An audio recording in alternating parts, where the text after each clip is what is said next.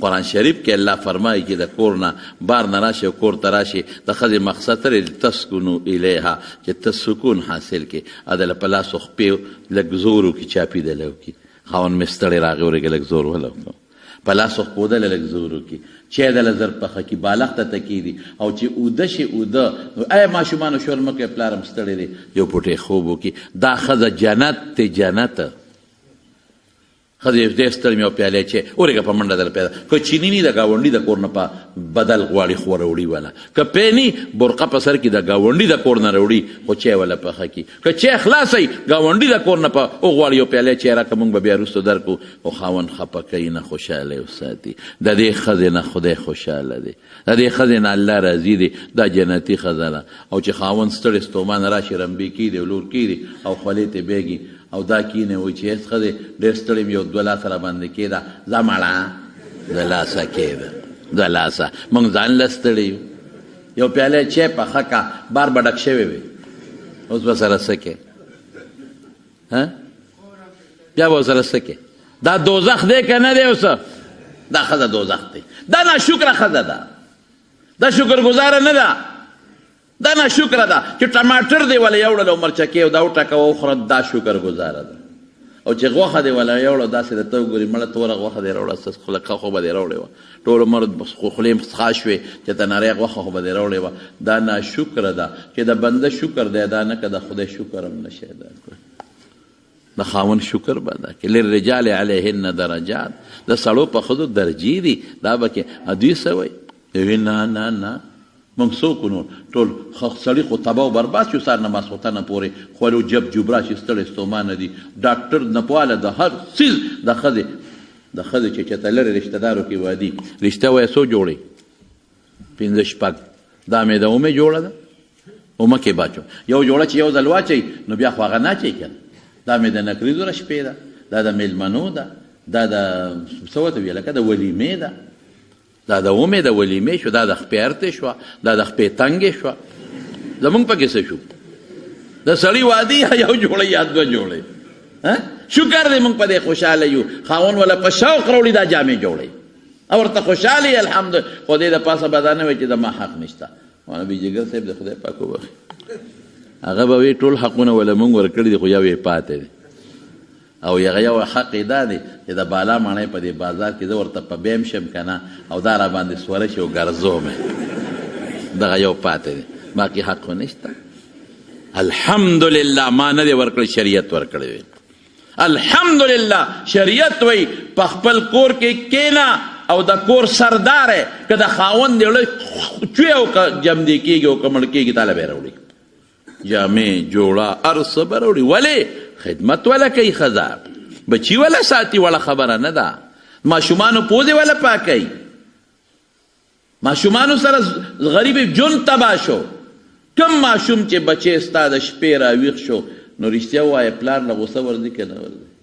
ماشوم جړی او موږ دې د خوبه وویستو غریبه د خوب نه نو وتله څه چې ته ویې د خوبه وویستم خو چې په تا خوب ګډوډ شو په هغې هم ګډوډ شو که نه او کنزل نخرې به ښځې ته کې په اسد ته مور سره چې ماشوم نه قلاریږي او پوټې ورسره په ډونګ ډونګي باندې واله ماشوم ورسره قلار کړه غول چې یو کې ته ترې کرکه کې او هغه غریبه هغه ماشوم بوځي او هغه متیا دی ولا په لاسونو پاکوي ورونی انزل آسان کار دی ځکه نه د خپل زوی ورونی ته ووینځه د یو خپل زوی ورونی یو سړی دی ووینځه زه به نام دې سړي ته ووایم هغه غریبه لګیا د هغه ورونی ولا هغه د متیاز هغه وینځي د غول هغه وینځي هغه پیمپرې ورته اچوي او د هغې نه چې ټول کوناټي د غولو ډک شي ولا وینځي پوزه ولا پاکوي صفی ولا کوي او ګرځوي یې غریب خوشبو 15 منټه پس متیازې کوي او صفا کوي 10 منټه پس متیازې کوي او صفا کوي آسان کار دی دا د ښځې ډیوټي غریبه برباد شو په ماشوم په دې کې موږ په ښځو ظلمونه کوو په ښځو به ظلم نه کوې جاتې به نه کوې ښځو تا د کور څوکیداره ده ستا د میلمه عزت په ښځه جوړ دی د میلمه عزت ښه مزېدار ته چرګوټۍ راوړی هغه یې صفا کړي هغه یې ووینځي هغه یې دله پوخ کړي ته یو کټوۍ پخه کړه چې پته راته ولګي آسان کار دی ځکه نه ته یو 15 دړی دانې صفا کړه پاکې کړه په چج باندې بیا مټې مې خوږېږي دانې غنم جوار دله هغه صفی کوي ځکه نه یو جوړه جامې ته ووینځه ته وینځلی شي جامې جامې د لا غریبین دي اوچۍ استري کول یو کمیس استري کول مونږ ته ګران دي هغه غونډ د سار نه ماښام پورې لور دې لګیا ده ښځه لګیا ده جامې استري کوي او د خاوند عزت په هغې ستاره څه عزت د خاوند په هغې جوړ دی میلمه دې ښه مزېدار سور کړی چرګ ولېږي ښه مزېدار خوراک وله ولېږي ښه مزېدار که لږه یې پکې مالګه زیاته کړه وایه که نه که لږ یې شی خراب پوخ کړه وایه که نه دا ټول ښځې کوي نو چې دومره خدمت ښځه کوي ته به د ښځې قدر کې احترام به کې ژوند به هله تېرېږي چې دواړه په محبت یو بل سره ژوند تېر کړي ظلم به په ښځه بالکل نه کوي زیاتې به نه کوي لیکن هلته څه وایي میرا جسم اور میری مرضی څه دا اوس بیا 8 تاریخ باندې د دوی هغه مارچ دی ښه میرا جسم اور میری مرضی زما وجود او زما مرضی دا ستا وجود دی بېشک زما په دې نسبت وجود دی چې فایده ترې زه اخلم زما د سترګو نه زه فایده علم پوزې نه زه اخلم غاښونو نه زه اخلم لاسونو نه زه اخلم بېشک بالکل په دې نسبت زما خو حقیقي خالق او مالک زما را دی وجود څوک دی بیا الله دی که ته د دې خپل وجود اختیارمند دی او دا وجود ستا وي نو ښځه ولې پیدا کېدې ځان به دې سړی پیدا کړی و که نه او چې دا وجود ستا دی او میرا جسم نو دا پالج دی ولې وایي دا سترګې دې ولې ړندېږي د پلار چې دی دا وجود او دا مړ کېده ولې د مور چې دی دا وجود او دا مړه کېده ولې دا خپې کونډی دی ولې خوږېږي دا غوږونه دې ولې کڼېږي نه نه نه وجود د الله دې مالی را کړی د چا دی الله او مرضي زما نو که ته مسلمان نه نو بیا وایه او که مسلمان نو اختیار به زموی او مرضي به د چا وي الله به قسم په خدای کتبی اوچتې کړي دي او په کتبو څه لیکي میں آوارا میں بد چلن فخر کوي چې دا آواره ګرد یم فخر کوي چې زه بد چلن یم فخر کوي په دې خبره چې زه بد چلن یم او سړیا الله پیدبي دې معافي دا خبره خولې لراله نه ده په کار خو زه به یم درته وایي که په ما باندې ترکاري ګرمی نو بړستن ځان له بیا په خپله ګرموه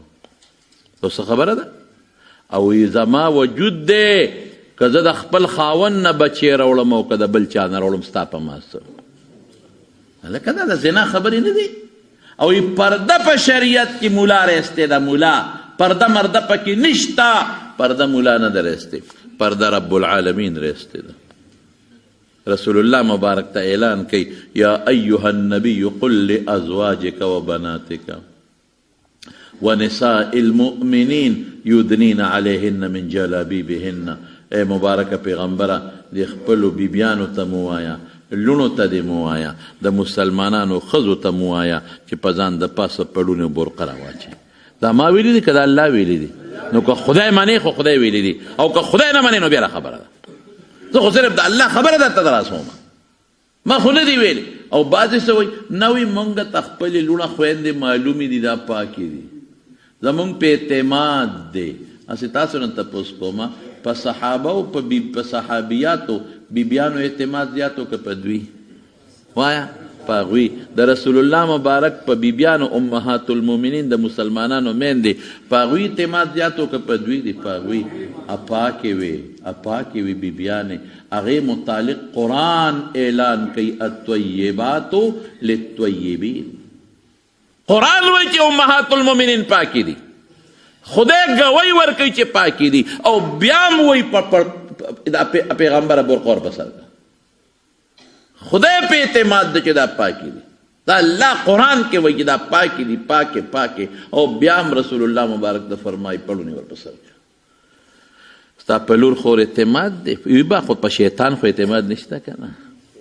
وی که حسن بصري غوندې شخصیتي او رابع بصریه غوندې ښځی چې د تقوا او د پرهیزګارۍ نمونې دي او میانځ کې قرآن د خدای کتاب پروت او د پیغمبر حدیث دریم به ورسره شیطان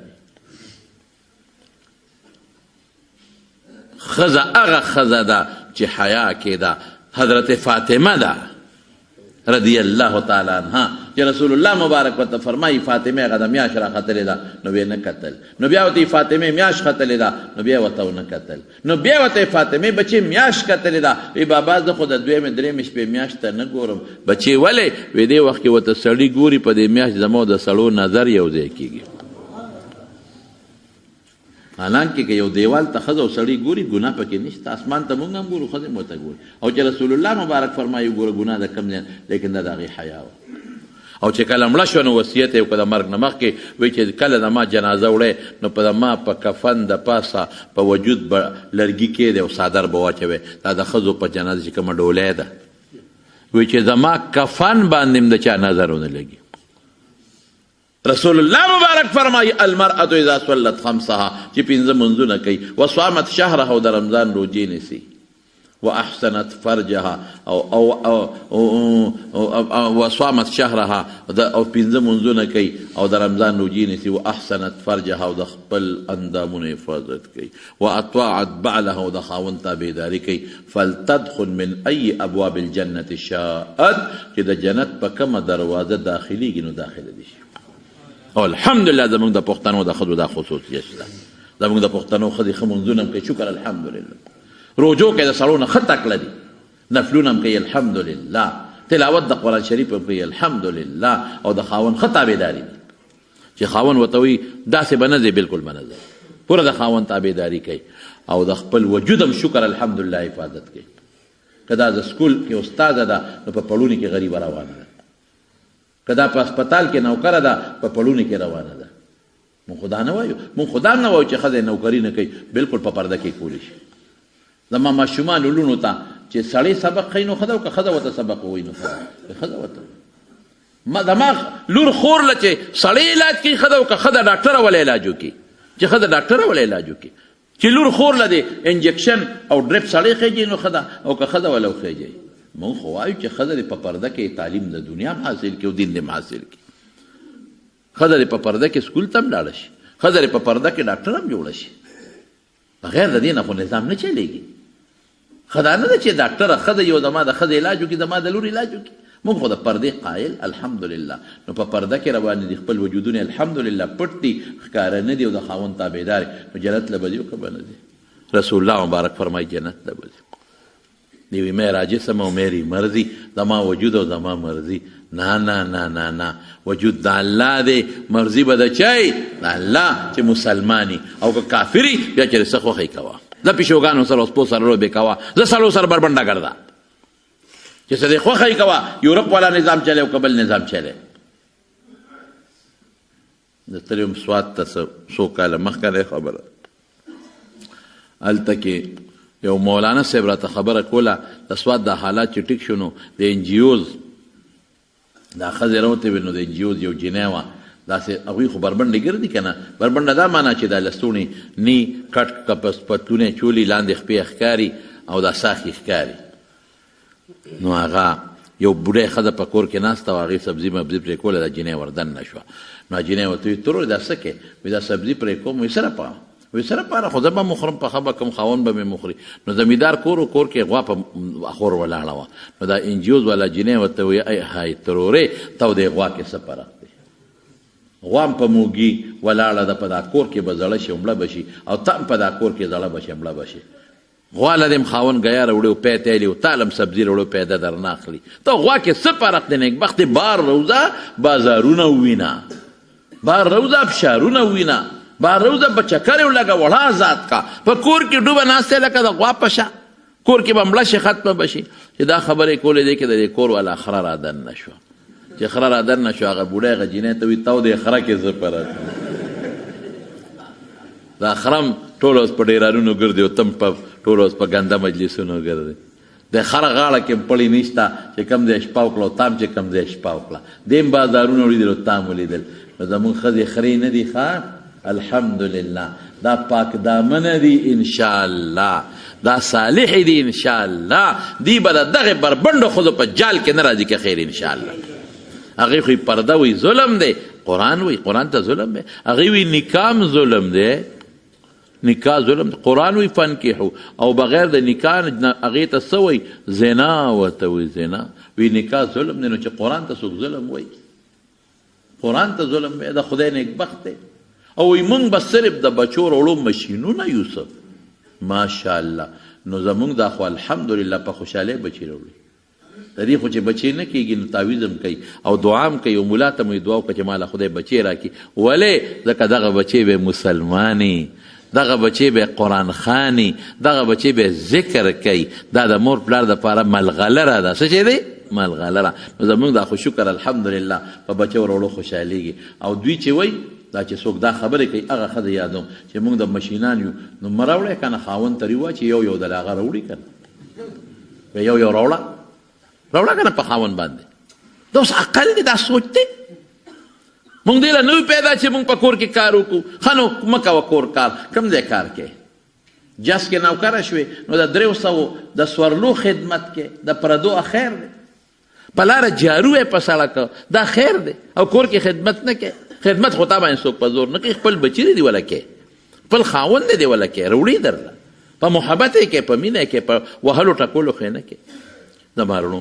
دا یو لویه شوشه زمونږ په دې ملک کې روانه ده. او دا بګنده یو څو ښځې دي د بار نه ورته انجیوز والا پیسې ورکوي، دولت ورکوي، او هغوی بربنډۍ او زناکارې ښځې دي او بدعمله ښځې دي. او هغوی دا یو شی خور خوړول غواړي چې د ښځو د سړو تفریقه ختمه شي او د ښځو نه جامه لر شي او بربنډې شي او سړو سره یو ځای منډې ترړې وي او یو ځای ورسره خپل یارانې دوستانې کوي او زناکارۍ ورسره کوي. خدای دې خفه شي پروا نشته، کائنات دې خفه شي پروا نشته، شریعت تابعداري دې ونه کو پروا نشته. او چې زموږ د خوشحالۍ ژوند دا خوشحاله ژوند نه دی. ګورې قسم په خدای نه پوهېږي